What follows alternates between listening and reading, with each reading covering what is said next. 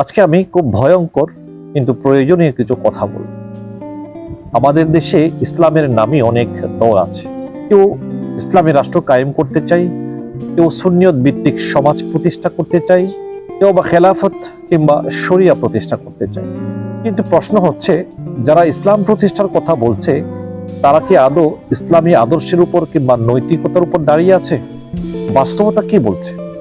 দেখা যাচ্ছে যে দল চালাতে অসাধু টাকা লাগছে, ক্ষমতা পেতে অনৈতিক সমঝোতা হচ্ছে, মিথ্যা প্রচারণা হচ্ছে, যোগ্য মানুষ নয় তেলবাস লোক সামনে আসছে, কখনো কখনো ইসলামের নামেও ব্যক্তি বোঝা তৈরি হচ্ছে।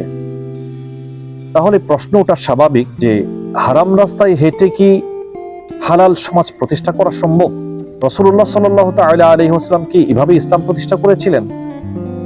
তিনি মক্কায় মুআজ্জামায় নির্যাতনের শিকার হয়েছিলেন, তাকে তার স্বদেশ থেকে বিতাড়িত করা হয়েছিল, এমনকি রাসূল করিম সাল্লাল্লাহু তাআলা আলাইহি ওয়াসাল্লাম রক্তাক্ত হয়েছিলেন।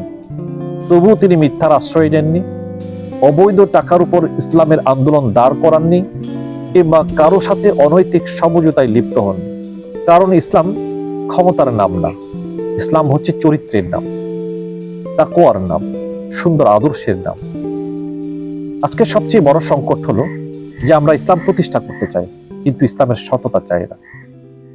আমরা ইসলামের ব্যানার কিংবা পতাকা তুলে ধরতে চাই কিন্তু ইসলামের জবাবদিহিতা চাই না।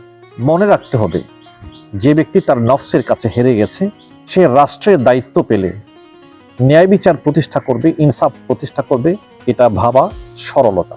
সবচেয়ে ভয়ঙ্কর বিষয় হলো যদি মানুষ দেখে ইসলামের নামে দুর্নীতি হচ্ছে, অনৈতিকতার প্রশ্রয় দেওয়া হচ্ছে, তখন শুধু মানুষ ব্যক্তি কিংবা দলকে ঘৃণা করবে না, ধীরে ধীরে ইসলামকেও সন্দেহের চোখে দেখবে।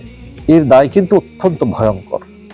তাই আজ প্রয়োজন ইসলামের স্লোগান না, প্রয়োজন ইসলামের সুন্দর আদর্শ এবং চরিত্র।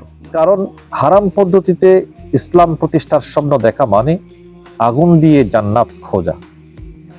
ইসলাম আগে অন্তরে প্রতিষ্ঠা হোক, তারপরে রাষ্ট্রে।